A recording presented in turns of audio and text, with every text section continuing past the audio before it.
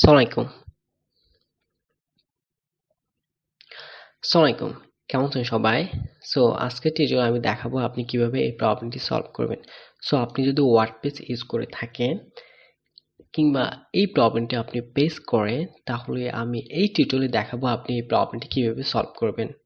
So basically এই প্রবলেমটি হয়ে থাকে আপনার ওয়ার্ডপ্রেসের ড্যাশবোর্ড ডেটাবেস কিংবা ইউজার নেম ক্যারেন্সিয়ালস রঙের কারণে।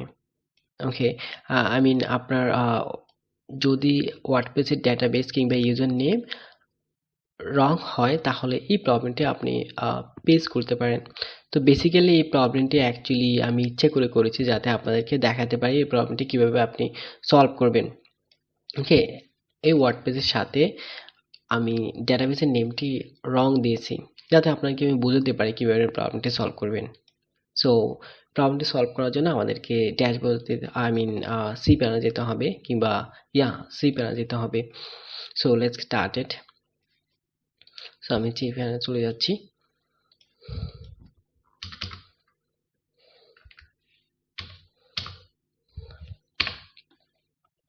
ওকে, অ্যাকচুয়ালি আমি ইচ্ছে করে এই ওয়েবসাইটের সাথে ডেটাবেসের নেমটি রং দিয়েছি যাতে আপনাদেরকে বুঝতে পারে আপনি কিভাবে প্রবলেমটি সলভ করবেন যদি প্রবলেমটি ফেস করে থাকেন। ওকে, সো আমি সি প্যানেলে লগ ইন করছি।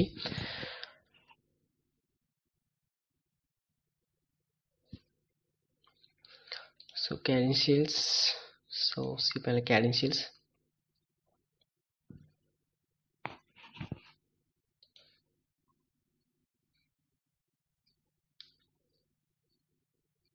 Okay,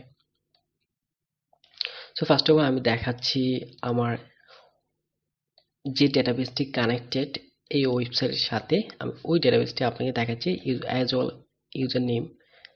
সো আমাকে ডেটাবেস দেখার জন্য আমাদেরকে চলে যেতে হবে মাই এসকিউএল ডেটাবেস। এখানে চলে যেতে হবে আমাদেরকে ডেটাবেসেস, অ্যান্ড দেন দেখেন এখানে আমাদের যে ডেটাবেসগুলো রয়েছে। সো ডেটাবেস, এখানে আমাদের যতগুলো ডেটাবেস রয়েছে আমরা দেখতে পাবো। সো এই ডেটাবেসটি অ্যাকচুয়ালি বেসিক্যালি আমাদের কানেক্টেড ওয়েবসাইটের সাথে। ওকে, সো বেসিক্যালি এই ওয়েবসাইটের সাথে আমি এই ডেটাবেসটি অ্যাকচুয়ালি অ্যাড করিনি, আমি রং ডেটাবেস অ্যাড করেছি। সেই জন্য এই প্রবলেমটি আপনি দেখতে পাচ্ছেন, যাতে আমি আপনাদেরকে বুঝতে পারি এই প্রবলেমটি কীভাবে সলভ করবেন। And then so as well user name. Okay, এখন আমাদেরকে এই ডেটাবেসটি ঠিক আছে কিনা আমাদেরকে চেক করতে হবে এই ওয়েবসাইটের সাথে, right?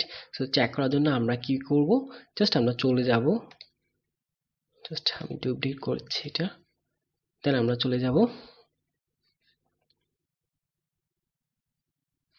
So go back file ম্যানেজারে। ওকে, সো সো সো আমাদেরকে ফাইল ম্যানেজারে যেতে হবে।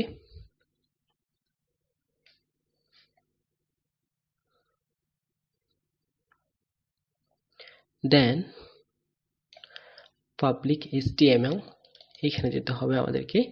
দেন এখান থেকে আমরা যে ফাইলে অ্যাকচুয়ালি ডেটাবেস কানেক্টেড বা অ্যাড করা, ওই ফাইলটি আমাদেরকে ওপেন করতে হবে। বেসিক্যালি এই ফাইলটি wp config এই ফাইলে আমরা ডেটাবেসের নেম কিংবা user name, password as well add করতে পারবো। ওকে, সো আপনি দেখতেই পাচ্ছেন এখানে ডেটাবেস নেম। তো দেখেন এই যে ডেটাবেসটি আর আমার এখানে ক্রিয়েট করা যে ডেটাবেসটি অ্যাকচুয়ালি সেম না। এখানে জি রয়েছে, আর এখানে